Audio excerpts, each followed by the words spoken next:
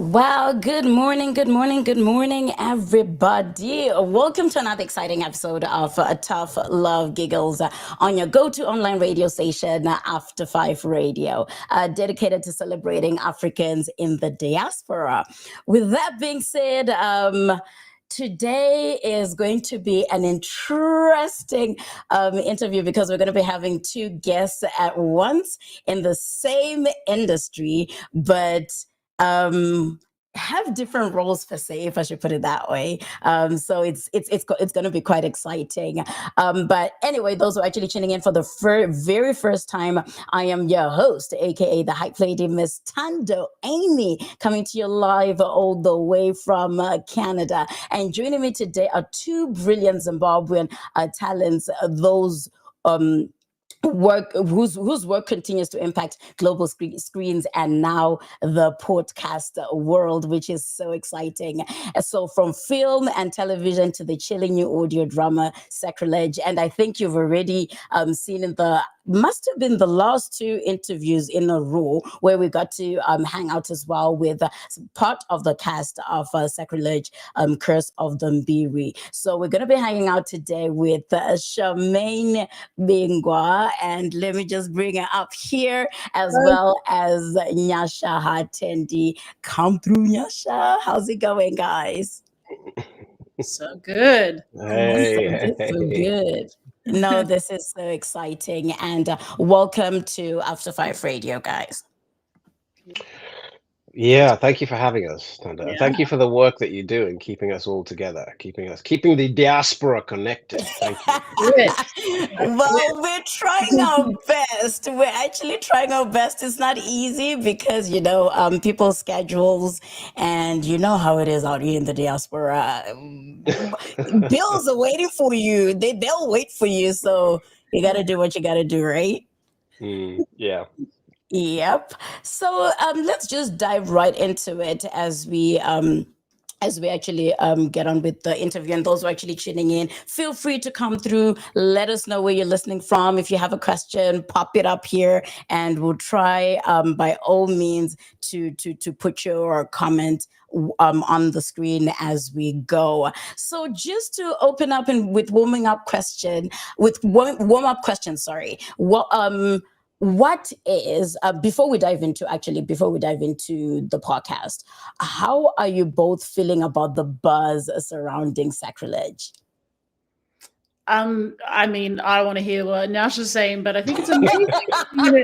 Seeing it advertised in Times Square is pretty brilliant, and I love how people are embracing it. And I just personally just get so much amazing feedback on the dexterity of the story, the point of difference in the story, and I think it's really connecting. Yeah, Right. it's been really, really amazing. I mean, Audible have been the most incredible partners. Their marketing game has been off the charts. So, billboards in Times Square, I mean, most movies don't get that. And we're an audio Exactly. narrative drama. And, we're everywhere. There's a beautiful mural that was designed by somebody called Temi Coca that's now up all over New York, which you go and see. He's a Nigerian artist, and this Yeah. inspired him. So I think that's the thing that's been so gratifying. Is that it has been connecting, not only with African audience and African American audiences, but the wider audiences as well. It's amazing to see when you put something out in the world and you have no idea whether people are going to like it or dislike it, and I don't care whether they dislike it. I love that they like it. I just want there to be a reaction, like a conversation. You know what I mean? Yeah. And that seems to be what's happening, which is wonderful to see. That is awesome. We actually we saw the billboard, and I love how most actors are actually posting it because I think we have I kind of have connections with Tenema, who was also part of it. So when I see him posting, I'm like, oh, bro, I see you, right? And we're like, this is amazing. And also, I didn't know that actually because Audible, I believe normally I listen to like a book, right, when I'm reading a book. And then when I heard there's actually going to be like a series, I was like, huh? How does that work? Right? But I will hold my horses on that because we're going to get into it. Going back to our introductions, let's just start with our background as well. How did your individual journeys into acting, producing, be it writing, directing, begin? Oh gosh. Yeah, I feel like mine was definitely more of an accidental thing. I was working in like the corporate land actually, so I got into acting a little bit later on, and I was, yeah, and I had left there, and I decided to change my life up and went back and studied like a Bachelor of Music. And when I was like getting to the end of that course, they had acting as an elective. I had to choose 2 more units to finish my course, and then. Well, this was just a fun way to fill time. And then I started doing the course, and I had this incredible drama teacher. His name's Tony Cogan, this incredible Australian actor. And something just clicked when I was doing the course, and with his support. And yeah, I just ended up was like, oh, I think this thing is meant for me. And it's been a beautiful journey ever since, really. And by later in life, what age are we talking about? Because you know how a lot of people say, oh, it's especially when they want to discourage you to get into the entertainment industry. They're like, oh my gosh, you're too old for this. So what age are we talking about? I want to say like late 20s I started dabbling, and then like early 30s I really like went into it. So yeah, considerably later, you know, so it's not your typical, you know, my dad took me to the movies at 4 years old, and he did give me a good Disney indoctrination. So, yeah. But it wasn't like I just knew when I was 5 that I was destined for this. I think life happened for me. Right. I like that. And I hope it actually inspires people, especially from our culture, because yes, some people you hear, maybe was it Ellen who popped up at 40? You understand, when she had that vision and stuff like that. And you're like, well, maybe because you're connected, but then coming from Africa where, you know, the film industry is not so supported, and then not even just film entertainment, really, even dancing and what have you, right? Getting into it later in life. Right. Was that, sorry? For now, hopefully that changes. You know, I think that's a big important part of this story, because I think there's so many amazing stories and so much amazing talent from there that hopefully we can, you know, find. It is changing. It is changing. Yeah. Thank God for social media. And trust me, this is why I do what I do. I'm like, we want to bring out the hidden gems, and also, you know, encourage even parents to say it's okay. You can actually earn a living. If you just support your kid, it'll propel them into, personally, I find just support will push them further than, you know, just forcing them to get into a profession that they don't want, or maybe your own profession that you didn't get to do, but to live your own dream. Unless they're really rebellious, and they'll use that as a like, do it anyways. But what about you, Nyasha? Well, I don't know this story. This is really interesting, Charmaine. I mean, I just want to listen to you talk about your career. I know. So I had a similar journey, and you're right about that thing, support. I mean, I think that's the key. Most Zimbabwean parents don't necessarily support the creative industries. My parents were skeptical, definitely skeptical. I rebelled. I did rebel. So I had always loved acting. Not per se acting per se, but storytelling. You know, reading stories. I used to read a lot. Did lots of reading competitions at my school in Zimbabwe. You know, you have to sit up and read these passages in front of an audience, and then they go, "Oh, brilliant!" And so I got a lot of validation from doing that, and then. And it was just something that I loved doing, performing. You know, I was a bit of an ass with my siblings. I used to tell them what to do. We used to put on plays and stuff like that. So I was that kind of kid when I was growing up. And my dad was a frustrated actor as well. There was a funny story. He was just the other day. He passed away in 2012. My part, sorry. which is a while ago. Thank you. But somebody showed me, somebody called Joe Powell, a very close family friend, sent along a picture of my dad in the newspaper with him wearing a toga. And I think he was at University of Zimbabwe at the time, and he was doing a play with this group of people. And I hadn't seen this photo before. So when I saw it, I was like, oh my days. Mm, This is like something he was a frustrated storyteller, put it that way. He was like a mm, frustrated actor. So I brought a lot of that stuff into context. But this is only, I'm like, what, 43? And this is like, I had not known this until last year, for example. So I started off doing ancient history and classical archaeology. That was what I went to university for. mm, I really loved ancient history. I really loved all the ancient plays, Euripides. The Medea was a play that I just loved because it showed somebody that was intrinsically evil, but showed you how you could find a way to love that person in spite mm, of the things that she did. And I thought mm, there was something really powerful to doing that.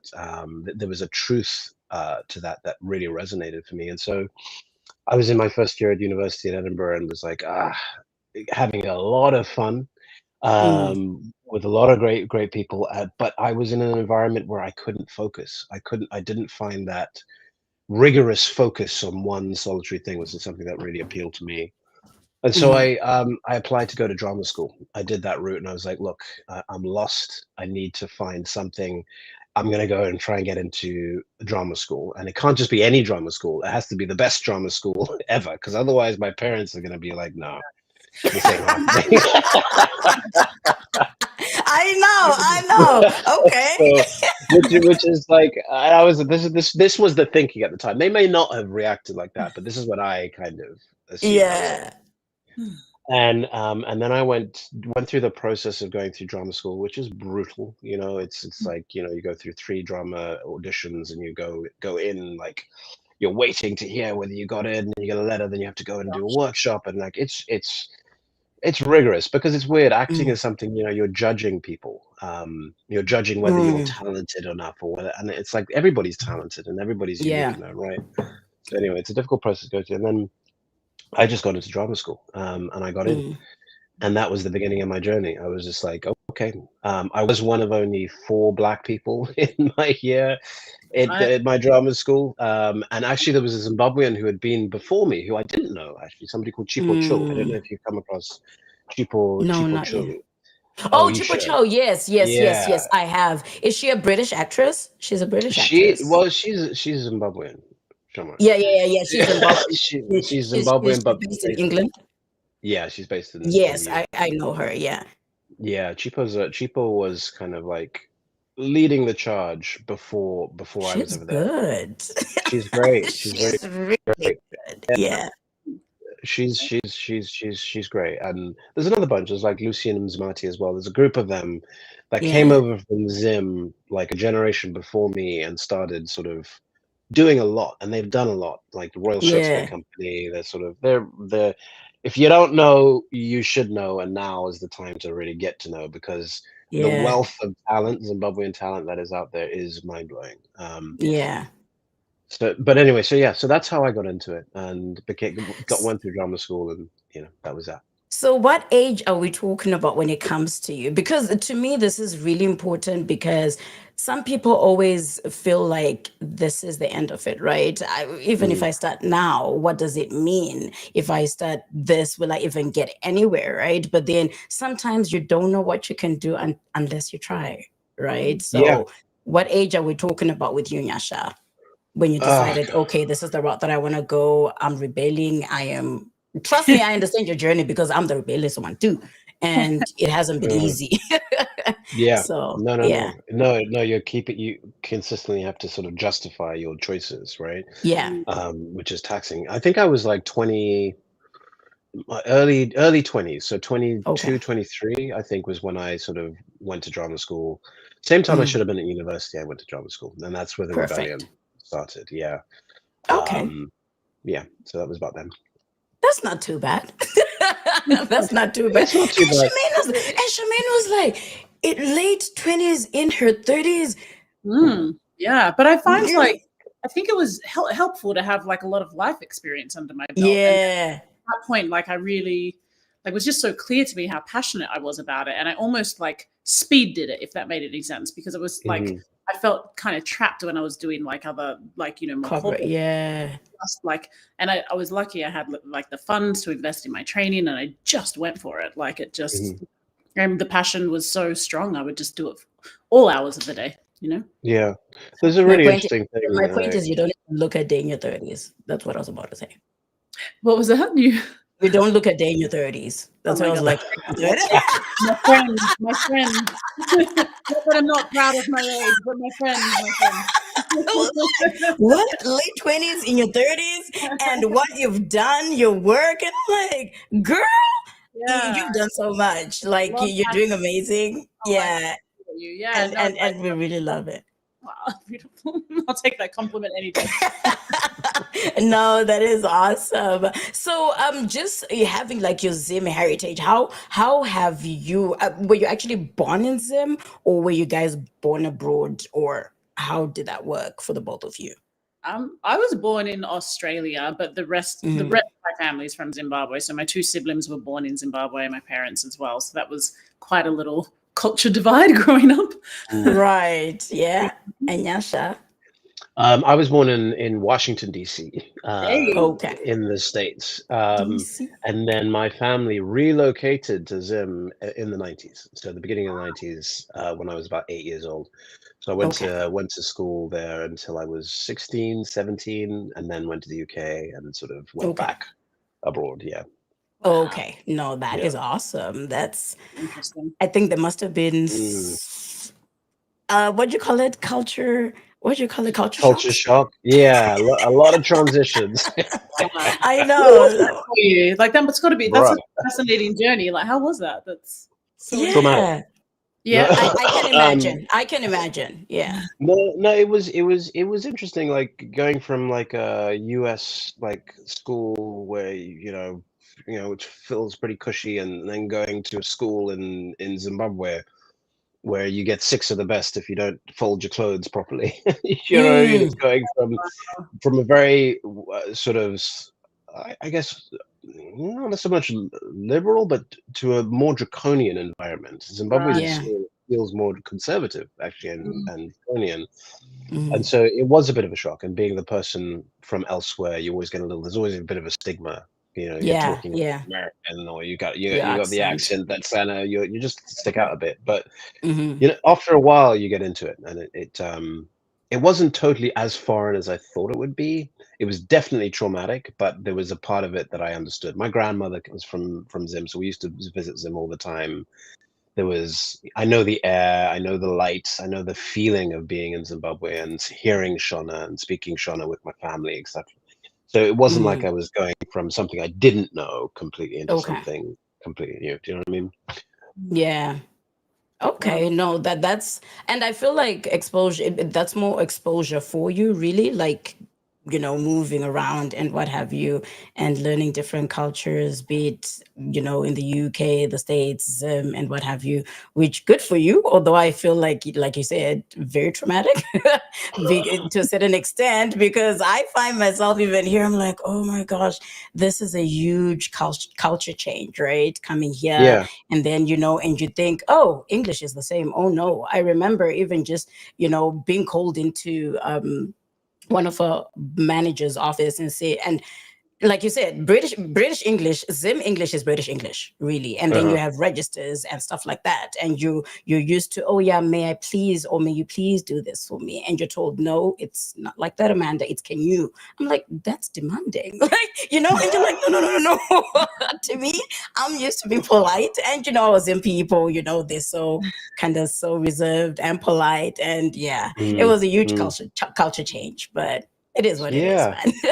It's weird. I don't know about you guys, but it's always like you're always wondering who you are. Do you know what I mean? Oh, Yeah. There's a trust me. question of who am I in this context? Do you know what I mean? Yeah. Because it's different to who you are when you're on your own. Do you know what I mean? Yeah. You have to.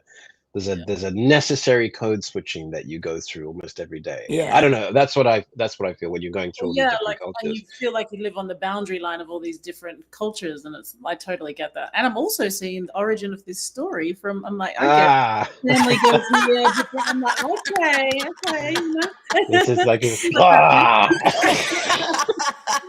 no, I but it's know. rich and informative. It's like such a Yeah. wonderful perspective to like to be a part of. Like it's amazing. So yeah, please, Yeah, that's true. yeah. That is It, so true. And so just getting into like our journeys, like your journeys, I'm starting off with Nyasha, or maybe I'll just interchange for the sake of time and stuff like that. Nyasha being, you know, a writer, producer, director, and you also went to drama school. You got in wanting to get into acting, right? What inspired the concept now getting into a Sacrilege, right? Where did the story begin for you to say, you know what, this is what I want to write. This is where I want to gravitate to, because at least now I understand better by saying you also kind of had a moment in Zimbabwe, right? For somebody who was born in DC and what have you, like, oh, okay, what is Mbirwi? I don't even know what Mbirwi is, but I was born in Zimbabwe, right? Yeah. Raised in Zimbabwe. But then you kind of embraced that part of your life and put it into your writing. Where did the story begin for you? It began from, I wanted to tell a story that was based in Zimbabwe. I think you look at a lot of film and TV. I really wanted to make a film of this. This was the initial thing, but as a writer, I hadn't written much. I'd actually been an actor most of my career, and then decided to, during the pandemic, I was like, I need to do something else in my life. And writing was something that I'd always done for a while, and then felt like I can take this seriously, and I really want to tell a story that's based in Zimbabwe, in Africa, an African story told from an African perspective. Okay. Which I hadn't seen before. I was always frustrated by the fact that most of the media that we consume is from a Western perspective, and so I wanted to put Africa front and center, change the lens through which we're seeing these experiences, and in particular, I wanted to put Zimbabwe front and center because, you know, it's who I am. And so it was really sparked when I went with my fiance to Zimbabwe. I was introducing her to all the family members. You know what you do. It was a quasi traditional sort of process of sort of introducing it to the family, to my mom and to my uncle, to the Makombes, and then at the end of that we went to Kariba, and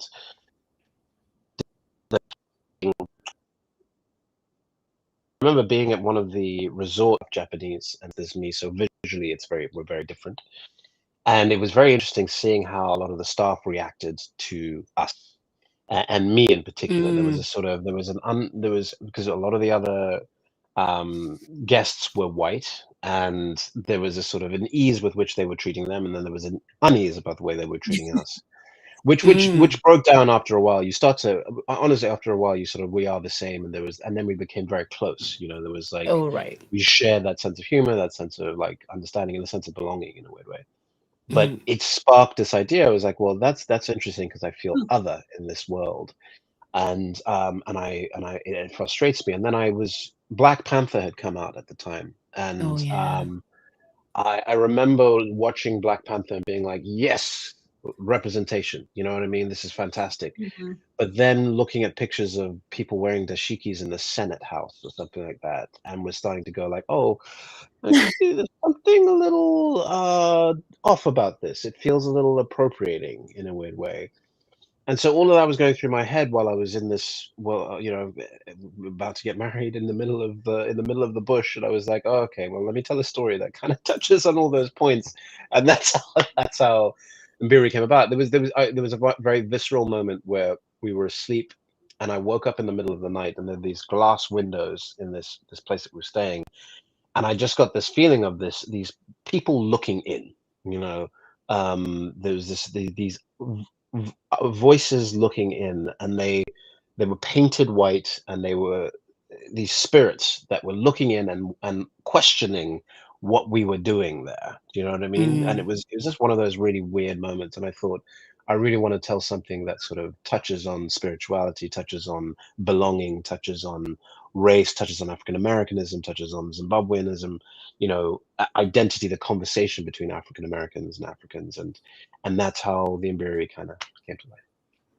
And that's actually fascinating that you had that vision, because you know how when Wakanda, what you call it, Black Panther, I'm like, when Wakanda came out, when Black Panther came out, I know a lot of people now are kind of getting comfortable with writing their own stories, especially Africans, which is amazing. It's exciting. I Yes. love it, because I know people were so frustrated saying, no, this is not how it's done. You know, having other cultures tell your story, yet Mhm. it's not true, And I'm trying to remember what show it is that's on Apple TV, where they were kind of showing Zimbabwe, as I Mm. think Zimbabwe is the main culture in the whole, storyline, where there's gold. Of course, we have gold at home and what have you. But then the Shona was so off. Everything was so, yes, the Shona was off.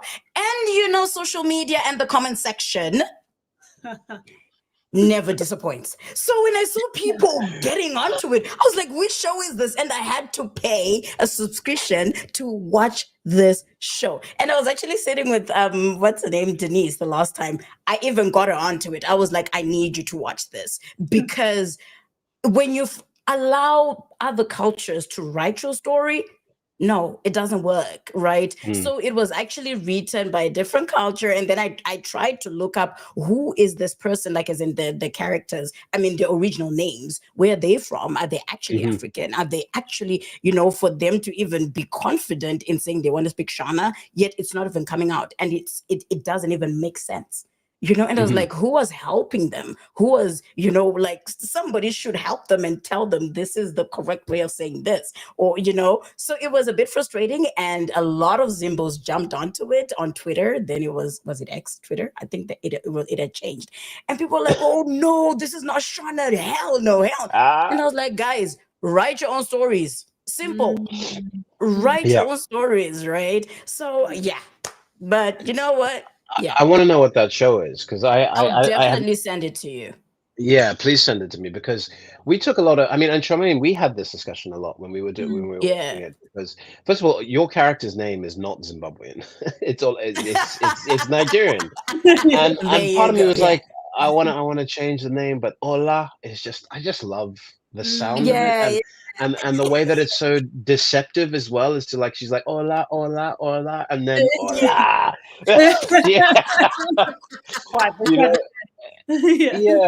Sometimes it's where you're always going for authenticity, and we on this, we had a wonderful guy called Tinashe Muchuri, who's a poet, Zimbabwean poet, who helped me translate everything into Shona.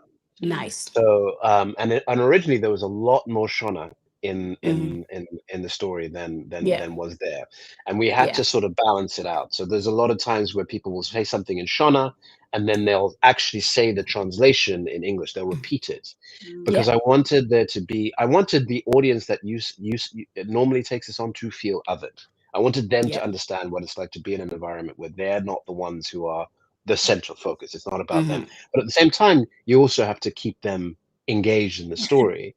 So it was a very difficult sort of play. And I remember having this conversation with Tongai Chirisa, actually, when we were doing this. He was like, Zimbabwean Twitter, you want to be careful. He's right. It's a monster. Right. You don't want to engage. Yeah. And look, I totally understand the sort of the need for authenticity and the desire to preserve the authenticity of the culture. But I also understand the need for us to tell our own stories and to put ourselves out there in any way that we can. And and learn how we can do that better and better each time. And also engage with our diaspora in a way, in order to ensure that when these things come to, when we were recording, I was always asking Denise, for example, like, does this pronunciation sound right? We were changing things in the mix, because we were like, what is going to sound authentic, and not just like from our parents' era. It's like now.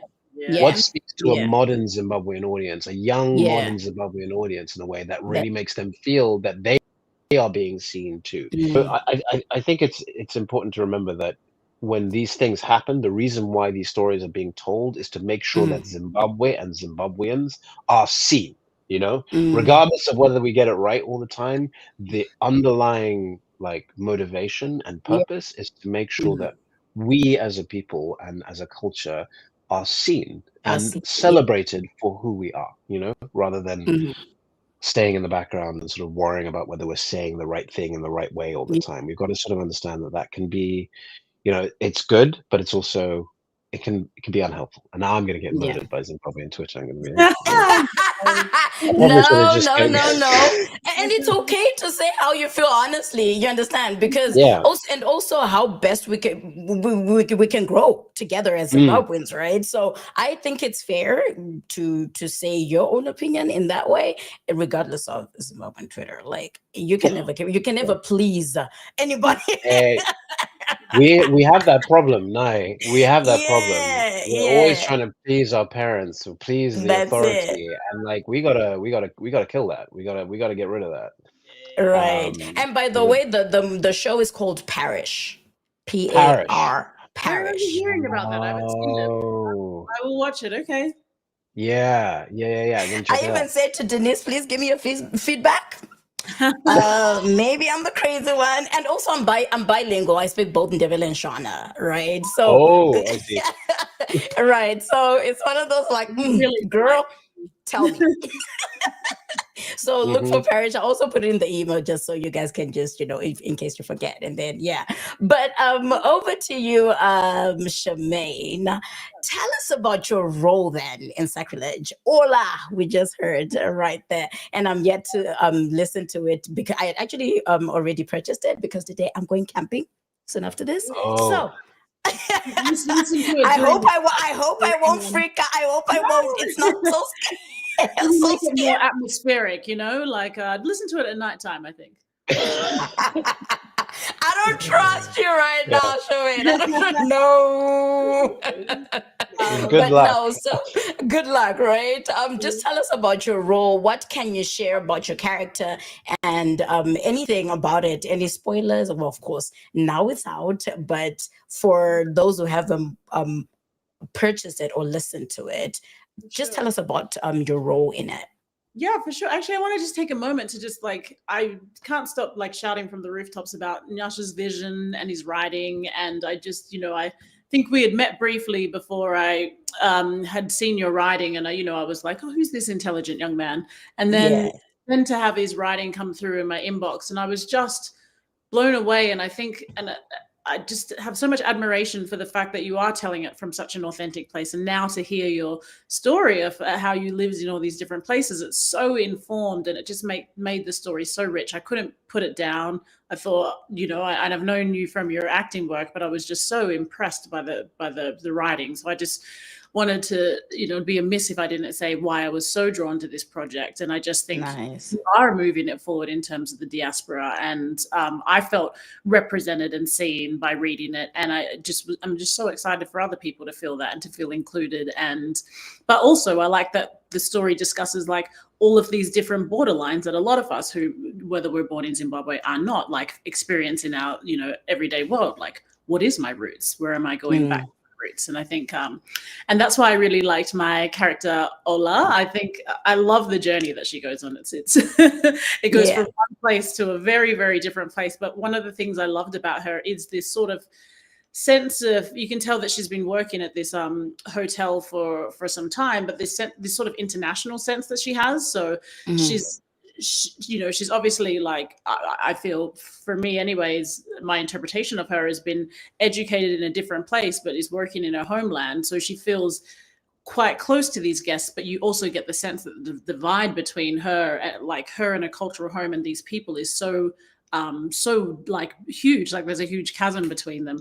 And also, I really for me, I call it the Black Lotus of it all. It's kind of exploring the dark side of tourism and everything that goes with it. I think it's such a well-intentioned thing that can be super rich and educational and brings cultures together. But I like exploring the underbelly of it. When does it become exploitative? When does it become, kind of self-serving? And it's just a really interesting perspective. And I think she's really key in delivering that, how I think she personally feels that other people coming to their land is exploitative in nature. And she has some very, very passionate viewpoints about it. Extreme viewpoints, I would say, you know what I mean? And I think people are incredibly complex, and I always love playing people that are dimensionalized. And there's kind of a cultish fervor to how passionate she believes that, or doesn't believe in letting people come there and just take, which is what she experiences from her perspective, you know. Right. Was it difficult then to get into character and also getting out of character? Because sometimes, people get stuck in there and you're like, oh my gosh, what's wrong with Charmaine right now? Yeah, when you spend a life of playing different people, it has quite an interesting effect. Right. Yeah, I know, right? No, I think I felt, or at least initially when we meet her, this sort of like cultural dysphoria that I think she feels. I think I can kind of relate to that in a sense, and I could understand it. But what I love about, I think this is such an interesting medium, and like from my perspective, from recording it and then to hearing it, like you just feel like you're in it. And shout out to the sound engineers who brought it to life. It's so vivid and visceral and immersive. And so for me, the interesting parts of the performance was just the narrative like arc that you 1 minute you're introducing the guests with a little twinkle behind your eye, and then and then there's death and violence that occurs, and to be able to perform that to the extreme and just to have your voice be the communicator of that, like it was within a few days of recording. It's quite the journey to be start, and then the next thing you're screaming bloody murder because of things that I won't give away the ending to. Right. Oh, I can feel the chills already. I love emotional extremes in performance. So right. I mean, I just have to say, Charmaine's performance is beautiful. It's beautiful because it has all of those different colors in it, and there's this underlying sort of danger in her, even though she feels so sweet, so kind, and so. But there's like she really goes on a beautiful journey, and I think that's why when I remember when we were casting this, I remember seeing Charmaine in The Good Fight. And yes, she was like one of the main characters in The Good Fight, which, by the way, Oren Squire, who's a mutual friend, wrote a lot for you, and so Oren and I we're good friends, and it was reminding me that he was your lead writer on that. Incredible, yes, and Oren. So, yeah. Shout out to Oren. But the role that you played was just so iconic. Nice. Charmaine is like. And then I saw Emancipation, where you were opposite Will Smith, and the emotional extremes that you had to get to, while maintaining. A lot of the time, you can do it, and it can seem performative. Do you know what I mean? It seems as if there's a sentimentality to it, which I think is the thing that we worked hard to sort of go against, is not to tell an audience what to feel, and just to feel it and through it. And what was amazing watching Maine in the booth and all of our actors is that you really you all found a way to be rather than to tell, as it were, and in that lay the performance. And so it's a beautiful thing to watch, and an even more beautiful thing to watch come together with all the other elements. It was just so personal. It felt that there was a personal connection that everybody seemed to make. But anyway, it was a real honor to see you in the process of doing the work that you do and how you got to that place, and it was just wonderful to be there. when you get the chance to play with actors that are really good at what they do, it's just a joy. It's just a joy. The one thing I love about this moment, or even just this project, is the realization, or being able to recognize somebody's talent and giving them their flowers, without putting each other down, because I always believe there's room for everybody.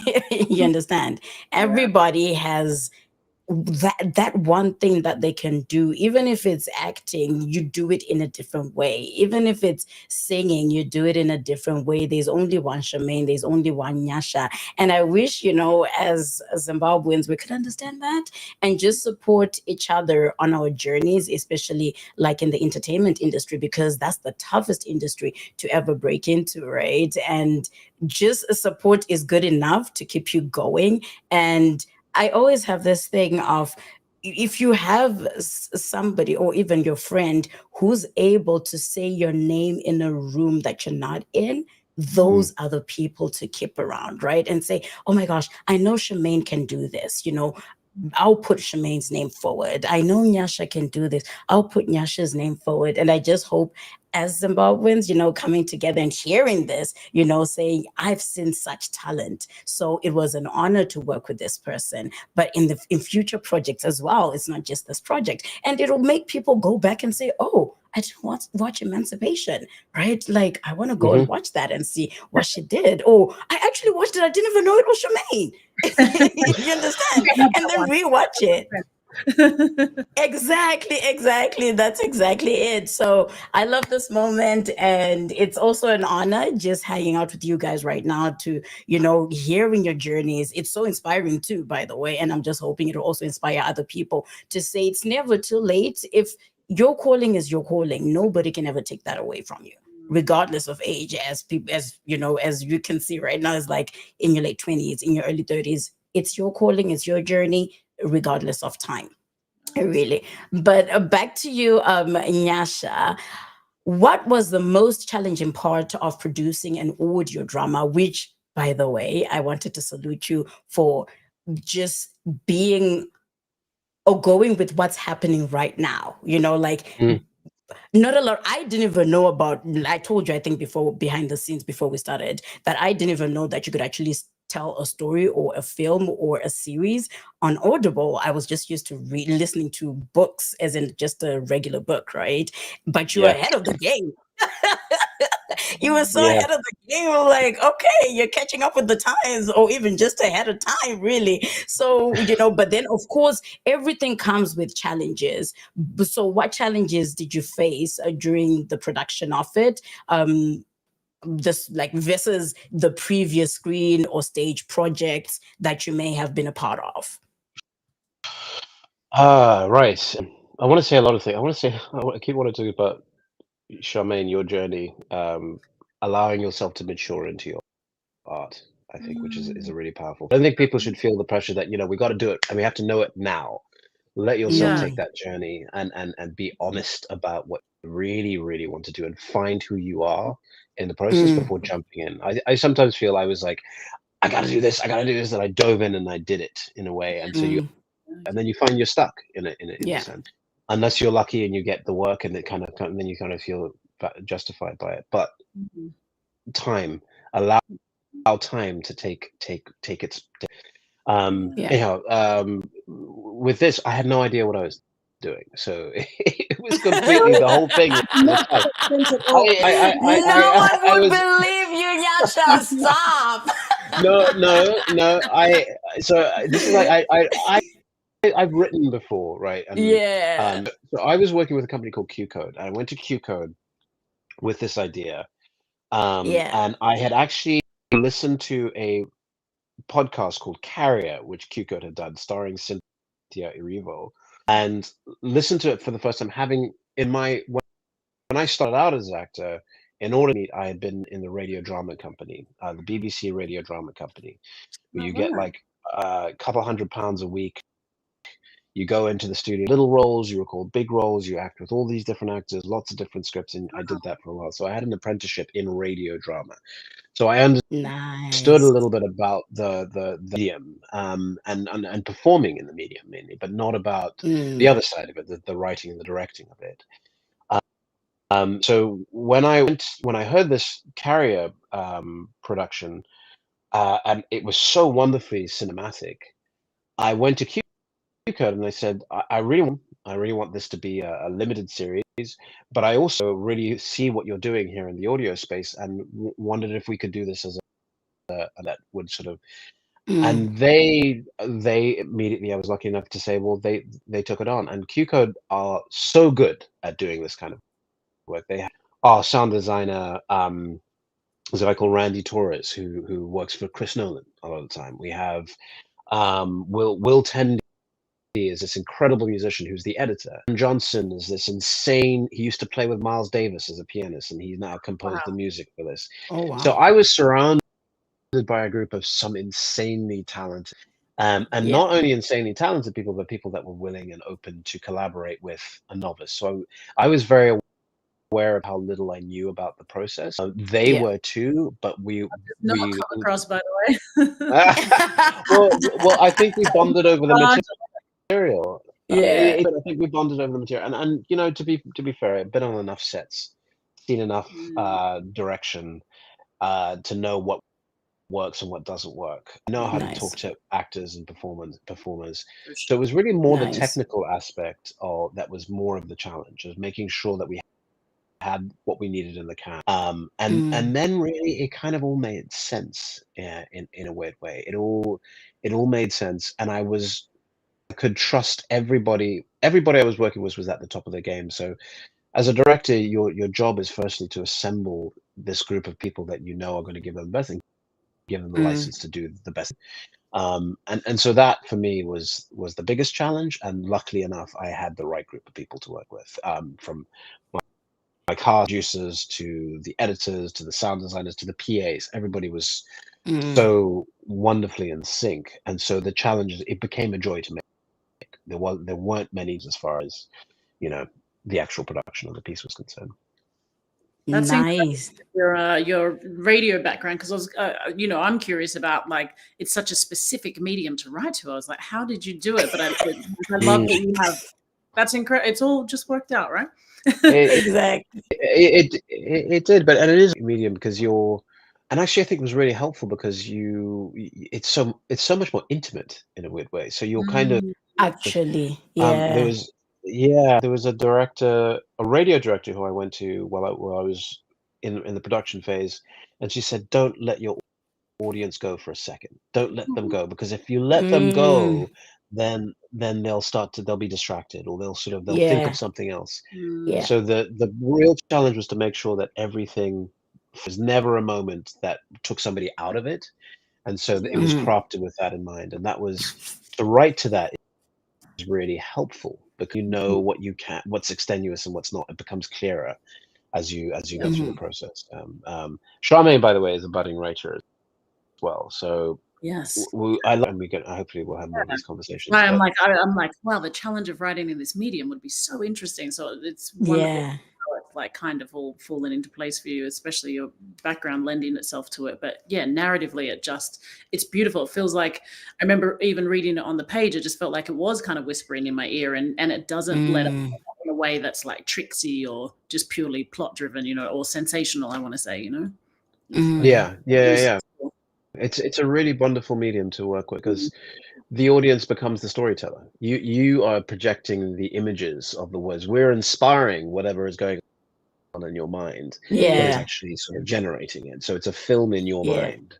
And so it's really exciting. It's really exciting, and it's really exciting to be able to take it to this degree and see that it's people get it. You know what I mean? So hopefully, people will get to do a lot more of it. I'm hoping that we will get to do a lot more. I think for the medium, it is fascinating. It's like since to go to places that we might not have done before, and make things accessible than perhaps they were before, and tell more diverse stories as well in the process. So it's exciting. It's really exciting. Yeah, that's exciting. And even just talk about alignment. Talk about every little thing. It's like, wow, okay. I know, right? Because I was thinking, even when I was asking people, I was like, okay, guys, I'm trying, before it came out, right? So I was asking when I saw like the ads and what have you, because I think I got to sit down with Tendai Malua before it came out, right? And I was like, how is this supposed to work again? How is this what should we expect, right? And now that you've given us a full picture, it actually makes sense. Even when you gave us the background, it's like, how did you think about this, right? And then, background experience, radio, this, and being creative. That's what creativity is all about, right? So that's amazing. And so, just into our shared questions, after our individual ones, what do you hope listeners will take away from this project, but as a piece of cultural and artistic expression?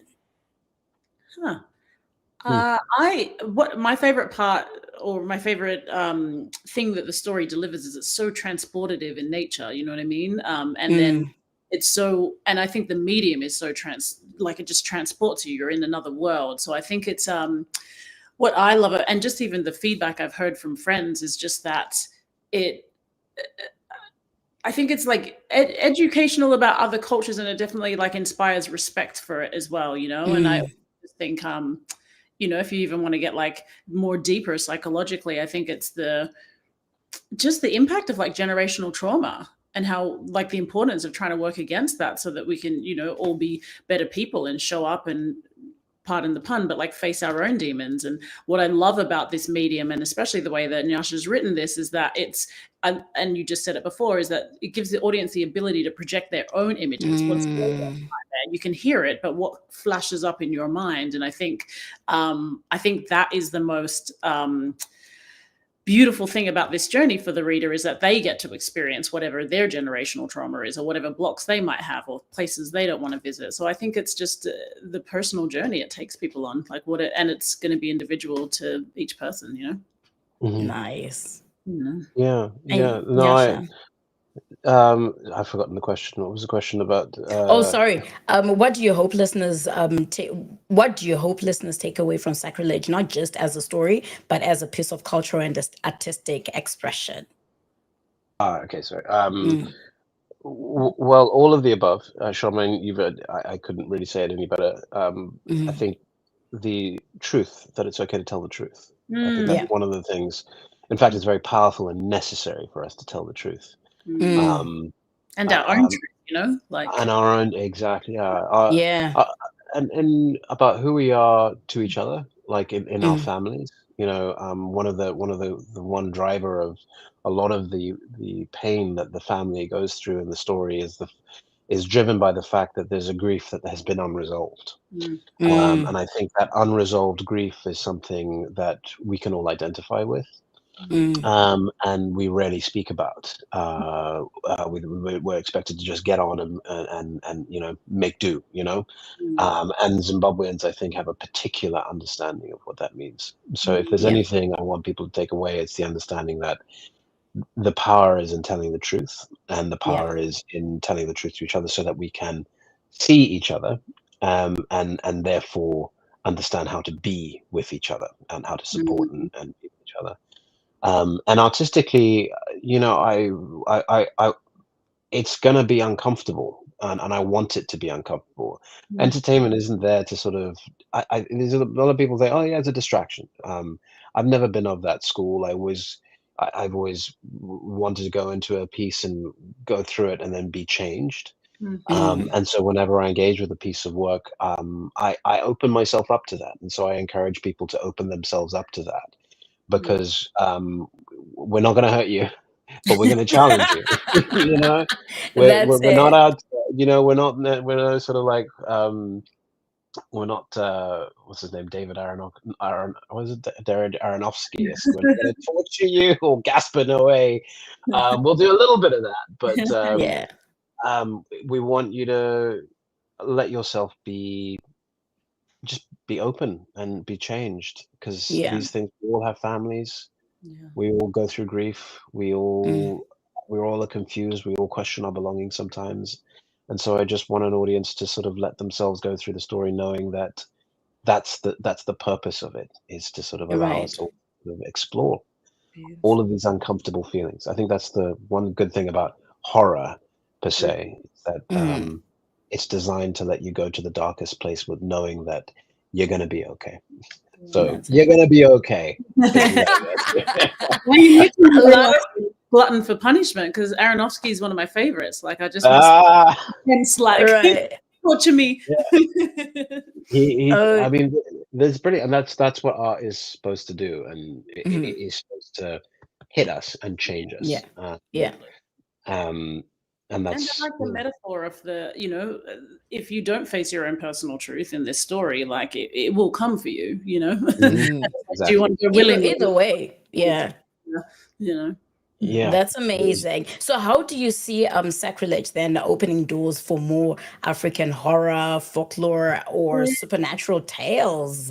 Because you know how people are like, how are we supposed to write about spirituality and Mm. all that But weird it's stuff, so right? rich. We have such a rich culture spiritually, traditionally. I'm surprised. So I want to Yeah, hear you speak on this because I think we have such a rich culture that's like really hasn't been explored. And I really, if yeah. there's any hope from this, is there's like at least one storyteller at home who's like, hey, I've got a point of view and something really interesting to say. Like what about this story? And I think Hmm. there's a lot of things that are often a lot of stories that we often lean to in terms of like the mainstream, and I just think there's a lot of interesting cultural nuggets that are just yet to be explored that would be so enriching Mm. here, and that I would love that. Like there's such a rich mythology, spirituality. I want to see all of that. Absolutely, absolutely. Right? It's folklore. I mean, the idea of like folklore is like so core to who we are. The stories that we were told as children, these Yeah, formative moments that we all had, specifically in Zimbabwe. yeah, What is that mythology? yeah. What are these stories that we had? This was inspired by a story of a group of kids that went missing in Nyanga when they Mm. were because they insulted the local flora and fauna. There's a group of foreign were actually and there's a story that all Zimbabweans know that are particularly if you're from Rusape, that part of the Eastern Highlands, you've heard this story, Yeah, and it yeah, kind of ties in like the modern day experience with the old ancient experience of the country and all these ideas of how you appreciate where you're from and who, you know what I mean? There's that's the mm, point of folklore. Do you know what I mean? And yeah, there is such a wealth of stories, and I hope that there are writers out there that can focus on, I'm going to tell this story that I have never heard of Mm. about this spirit or about and how that impacted my life, and I'm going to put that out there in a way. yeah, So I hope that that's what it inspires, is that it does exactly that it exposes the richness of our own folklore and yeah, our own stories in a way that gives people license to say, yeah, I can do that and I can do it better. yeah. Yeah. Hallelujah. I'm inspired. Yeah. I am Yeah. inspired. I am actually inspired. So as we about to conclude like today's interview, what message would you send to a young Zimbabwean creative listening who who dreams of telling their stories too?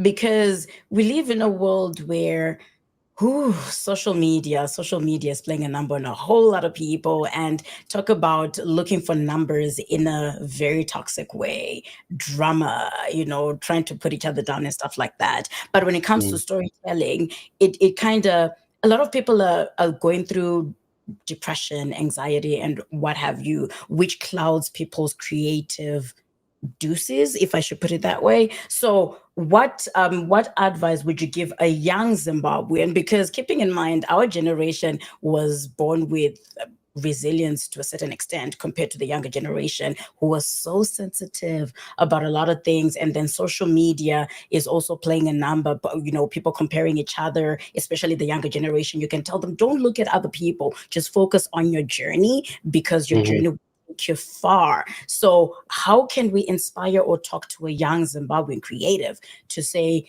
you know what, you can do what it is that you want to do, or dream as far as you can or as much as you can, and tell your story because it's worth listening to? Mhm. I would just say like write it, speak it, sing it, whatever it is. Like if you have that part of you, like start expressing it, and don't be put off by the enormity of the journey. I think sometimes we go like, I want to be up there, and so we never start. Mm, If start with the journal, start with the this, start with the cookbook, a recipe, but just start expressing yourself, because I think mm, you're important.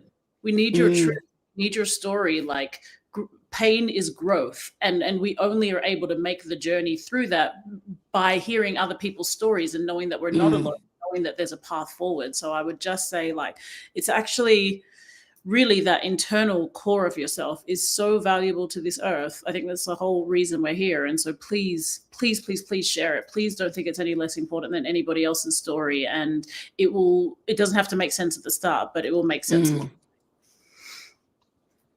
That's great. Yeah. Absolutely. I was thinking exactly the same thing. Get up every morning, and write down 3 pages. Whatever's on your mind, just write it down. Just keep writing and just keep getting into the habit of discovering whatever it is that is going on within you. And eventually that'll that'll turn into something, that'll evolve into something, it'll evolve into your story. But it does take the effort of saying, I'm going to sit down and do it, you know, and the effort of building that habit of doing. So I would say that to young Zimbabweans, exactly that. Just sit down, write 3 pages every morning about what's on your mind. Get rid of all the shit. Sorry, all of the. I love that. No apologies.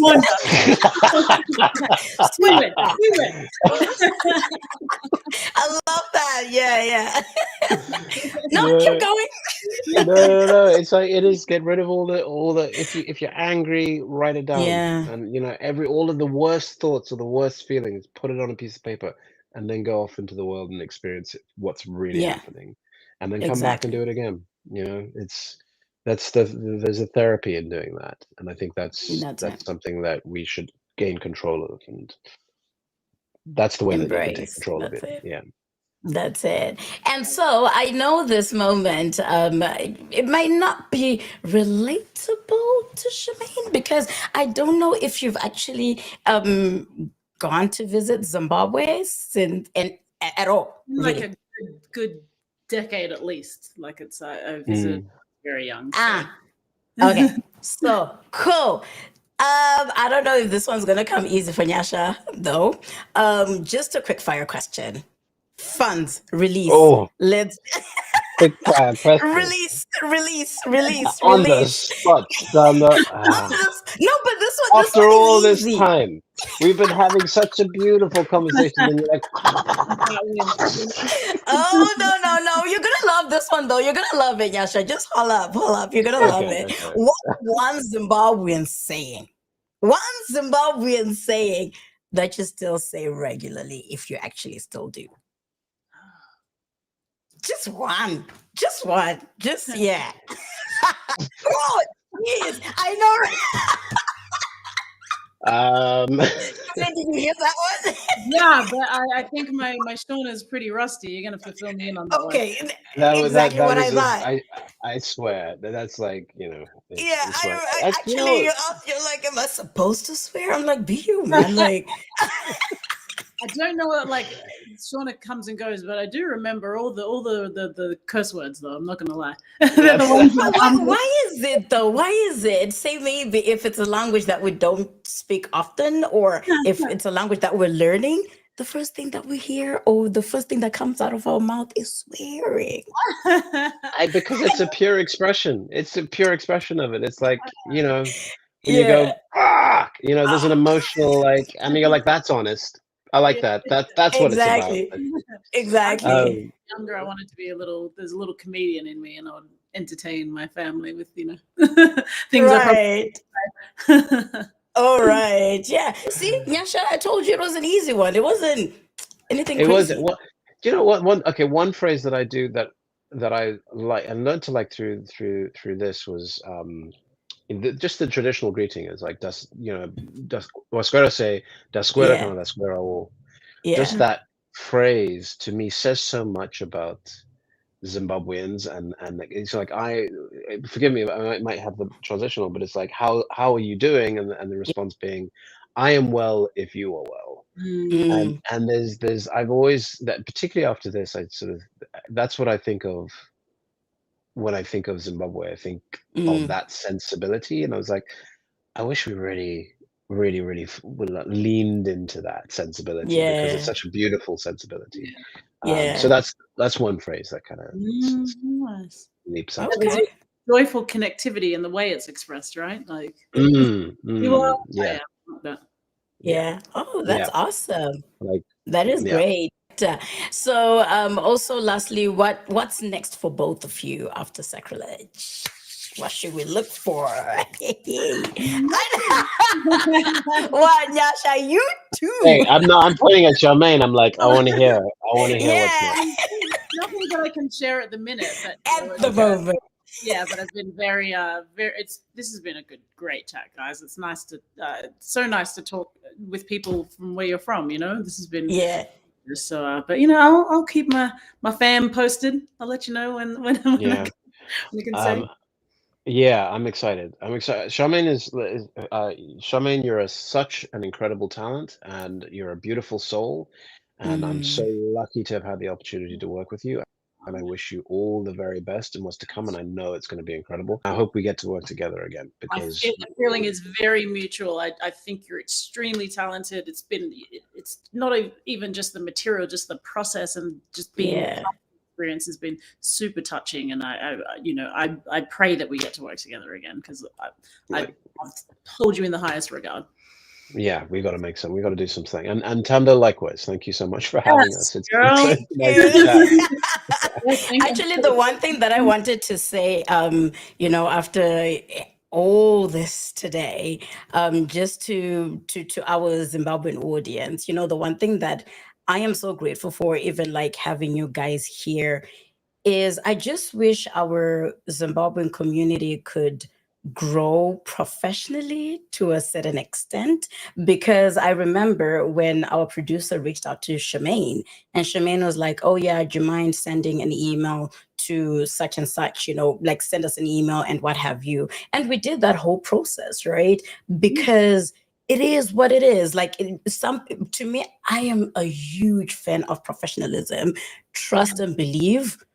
I have been shot at for being professional. So when you said that, and then our producer was like, oh my gosh, this is so professional. I was like, exactly, that's what I love, right? So, and then you hear some Zimbabweans saying, oh no, Amanda's just too professional for no reason, so I know. So I'm like, how then can we grow if we don't take things on a professional level? Because this is where we kind of undermine people's talent or craft or what have you, and take each other for granted, and end up not being able to work together as Zimbabweans. Like Tendai, we spoke about it before, we got online to say sometimes it's difficult to work with our very own people, and you being able to bring everybody on board, not everybody, but then the people that you manage to bring together as Zimbabweans is amazing.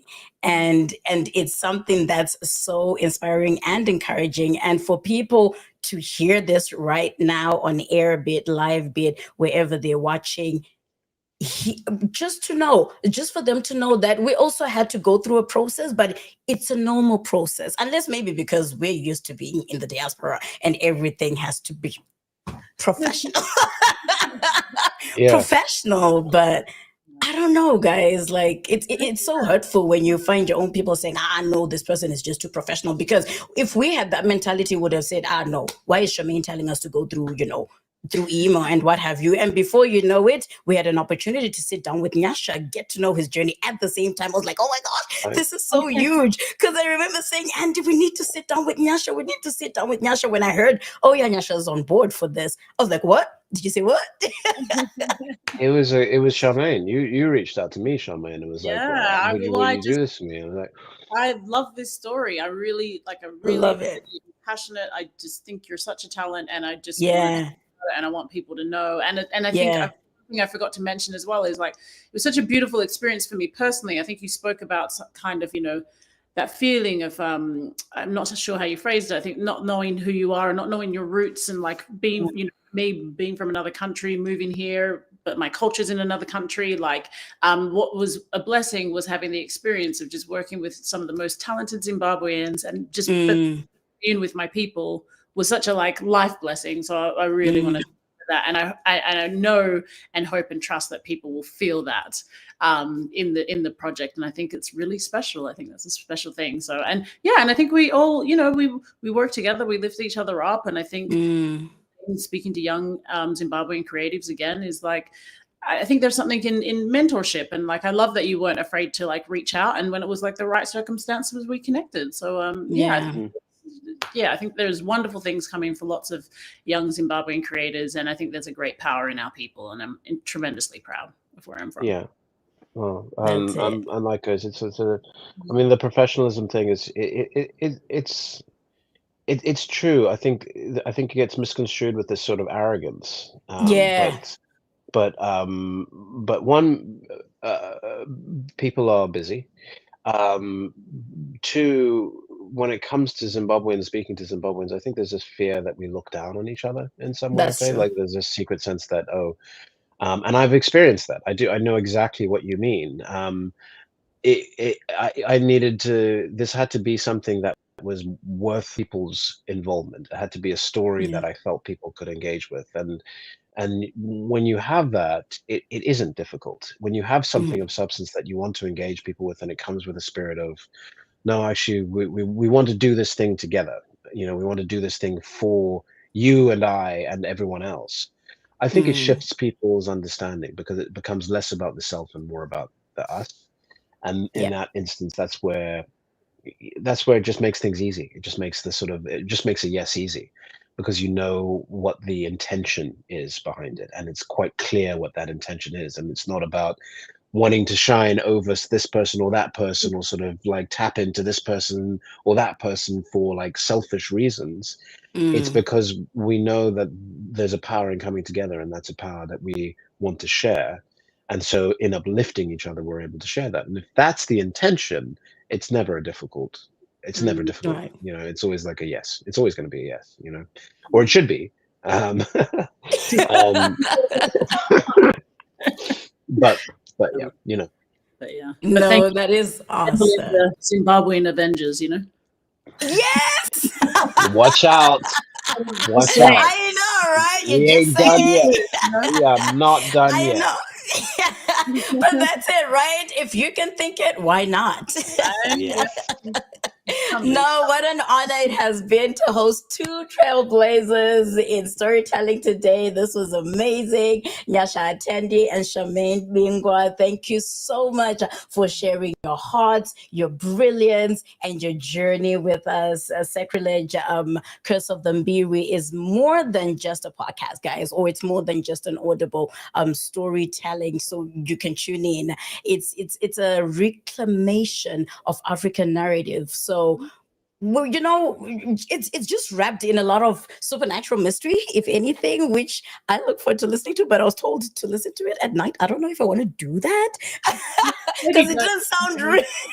Be careful. Be careful. Be careful, right? Yeah. But you know, it's actually filled with rich cultural depth. So I look forward to listening to it soon enough. Actually, today I downloaded it already. So we can't wait to see where this story travels and what new paths each of you will carve into next. And this was an exciting moment. Thank you so much, guys, for coming through. Such a pleasure, guys. Thank you, Great Tanda. to be here. No, that is awesome. And to our listeners, go stream it now if you're able to, those who have access to Audible, and immerse yourself in a Zimbabwean tale like no other. And I look forward to that one. So until next time, keep supporting bold voices, real stories, and creative excellence. Stay blessed, and always remember that, you know, this hype lady is always here to highlight to you what's going on, be it in the film industry, be it in the music industry or sports. Actually, we cover sports too, just so you know. We have sports people, dancers, and what have you. But thank you so much, guys. I am going to release you, and I appreciate your time. I know we all have crazy schedules, but you know, just making time to come through was truly an honor. Of course. Thank you, hype lady. See you next time. Thank you so much. All right, keep in touch. I will actually stay in touch too. Please. All right, take care and God bless you. And to our amazing listeners and viewers, never stop believing and becoming in your life. You know, it's one thing that I'm an advocate of, to say, you know what, do what it is that's in your heart, that's burning in your heart, because guess what? It's your own calling, and it's never too late. You heard it for yourselves that, you know, Charmaine started and just decided this is what I am going to do late 20s into 30s, and also Nyasha in his 20s, and it doesn't matter what age it is. If it's your calling, it is yours. But thank you so much for tuning in. I've been your host, aka the hype lady, Miss Tando Amy, signing off all the way from Canada, where stories breathe and voices arise. Until next time, keep chasing the purpose and letting your gifts make room for you. Take care. God bless you, and I love you. Mwah. Bye for now. See ya. Bye.